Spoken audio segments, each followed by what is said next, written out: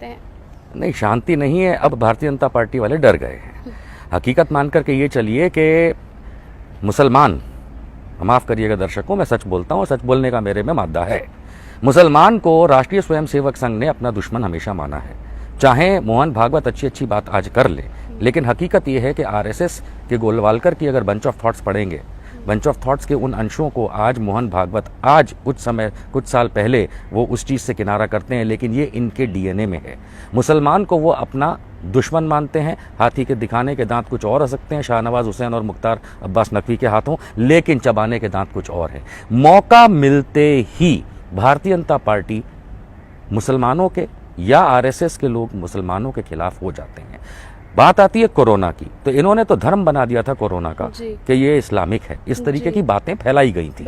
अब आप देखिए कि इसका धर्म तो शायद संघ ही हो चुका है, क्योंकि संघ के कार्यालयों के अंदर आपको कोरोना संक्रमित लोग मिलेंगे। मौका मिलते ही इन्होंने, और हम फिल्म सिटी में खड़े हैं इस समय नोएडा के, और मैं बता दूं कि इस फिल्म सिटी के अंदर ऐसे ऐसे चैनल्स हैं, ऐसे चैनल्स हैं, थोड़ा सा पीछे की तरफ अगर पैन किया जा सकता है, रहने दीजिए, तो मरकजी दिखाई देगा आपको। मरकजी जैसे चैनल्स ने इसको इस तरह से दिखाया कि जैसे मुसलमानों के खिलाफ एक लड़ाई, एक जंग शुरू की गई हो। लेकिन माफ़ कीजिएगा, ये करके उन्होंने अपने आप को छोटा कर दिया।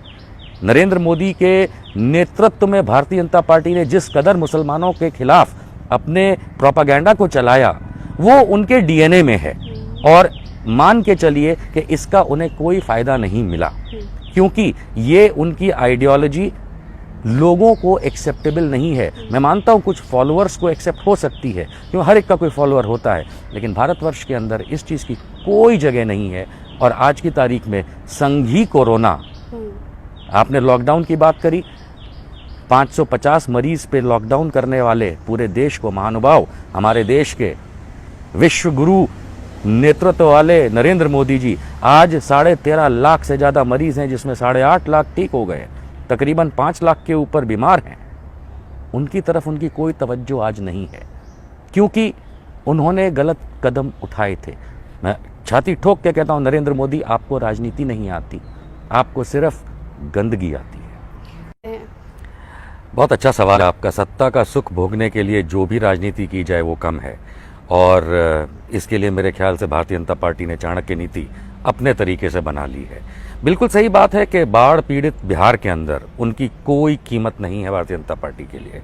ना केवल बिहार पीड़ित, उसके सिवाय भी अगर आप देखें तो जो जंगल राज बिहार के अंदर चल रहा है पिछले 5 साल से, कोई कीमत नहीं है भारतीय जनता पार्टी के लिए। गिरिराज सिंह से लेकर के सुशील मोदी तक इतनी बड़ी बड़ी बातें करते आए हैं पिछले कुछ सालों के अंदर, लेकिन इस कोरोना काल को भी अगर राजनीति से तुलना करके देखी जाए तो राजनीति में तो कोरोना का भी राजनीति खेलना इन्होंने शुरू कर दिया। और इसके बदौलत ये आपको सामने नतीजा निकल के आता है कि कोरोना के नाम पे भी कुछ नहीं किया, बाढ़ पीड़ितों के लिए कुछ नहीं किया, बच्चों के लिए कुछ नहीं किया, एजुकेशन के लिए कुछ नहीं किया, और तो और महिलाओं की जो सुरक्षा, कहना भी नहीं चाहिए, ये तो कहने लायक कोई बात भी नहीं है कि महिलाओं के लिए क्या किया। और याद आता है वो समय मुझे जब पिछले विधानसभा इलेक्शन में मोदी जी जाकर के नीलामी कर रहे थे रुपयों की, उसमें से शायद 1 पैसा तक नहीं लगाया। और तो और सोने पे सुहागा। जिस तरीके से इस कोरोना काल के अंदर गरीब, मजदूर, आदमी, औरत, बच्चा, बूढ़ा, जवान रोता पिटता, गरम तपती सड़कों पे चल के मार खाता हुआ गया है, मेरे ख्याल से मोदी जी जैसे नेताओं को तो अपनी नेतागिरी छोड़ देनी चाहिए। बिहार और पूरे देश को बर्बाद करने के लिए सलाम है मोदी जी आपको।